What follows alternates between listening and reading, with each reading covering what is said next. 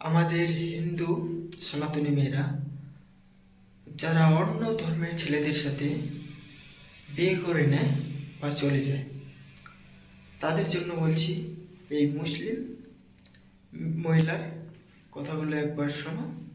भगवत गीता में ना 3 तलाक की बात नहीं लिखी हुई है। भगवत गीता में ना पॉलीगैमी 4 शादी की बात नहीं लिखी हुई है। भगवत गीता में ना निकाह मुत्ता की बात नहीं लिखी हुई है कि 1 घंटे के लिए सेक्स करो और छोड़ दो तलाक दे करके।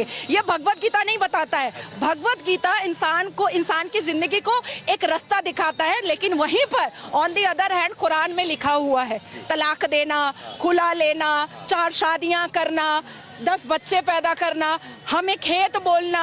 हमारा इस्लाम क्या कहता है? मुसलमान लड़कियां जो है ना वो मर्दों के लिए खेत है। अच्छा। और अपनी खेती में मर्द जब चाहे मुसलमान मर्द वो घुस सकता है।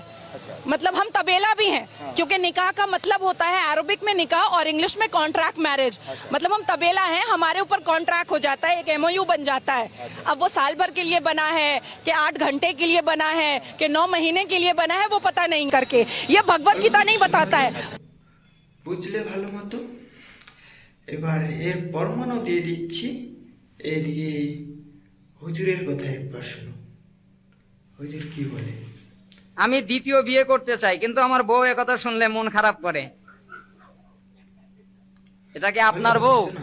পৃথিবীতে যত বউ আছে সবাই তো এরকমই করে। আমরা এই জন্য ইসলাম, এখন আমি দ্বিতীয় বিয়ে করতে পারি কিনা, আপনার যদি সামর্থ্য থাকে, আপনি যদি হক আদায় করতে পারেন, আল্লাহ তাআলা তো বলেছেন 2টা বিয়ে করো, তোমার লাগলে 3টা করো, তোমার আরো প্রয়োজন হলে 4টা করো। যদি না পারো সমতা বজায় রাখতে, বা তাহলে তোমরা একটা নিয়েই সন্তুষ্ট থাকো। এখন যদি আপনি সমতা বিধান বজায় রাখতে না পারেন, যদি পরিপূর্ণ হক আদায় করতে না পারেন, তাহলে একটাই সন্তুষ্ট থাকেন।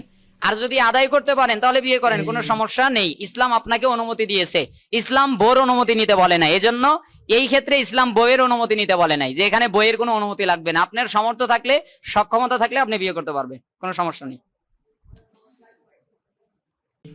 ভিডিওটা ভালো লাগলে লাইক কমেন্ট শেয়ার করে দেবে। তাহলে আমার ভিডিও করার আগ্রহটা আরও বাড়বে, তোমাদের লাইক কমেন্ট শেয়ার পাইলে, ভালোবাসা পাইলে।